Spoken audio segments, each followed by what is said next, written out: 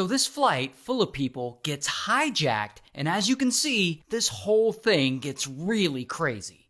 So there's this guy, his name's Leul. And Leul is about 42 years old, and he's an airline pilot working for Ethiopian Airlines. And Leul, he's a good pilot. All he ever wants to do is get his passengers to their destination safely.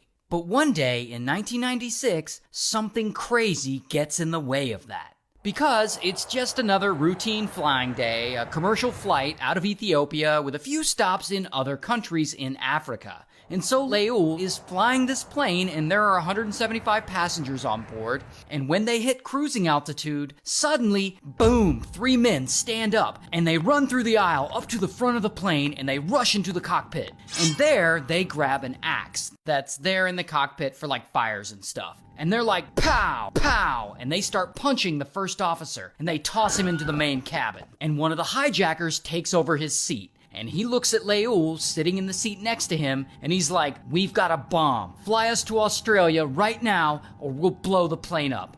Now, these guys don't really have a bomb, but Leul doesn't know that, and he has no reason not to believe them, and he wants to follow their demands so that the passengers don't get hurt. Here's the immediate problem with following their demands. This plane doesn't have enough fuel to get from Ethiopia to Australia. They'd have to plan for a trip that long.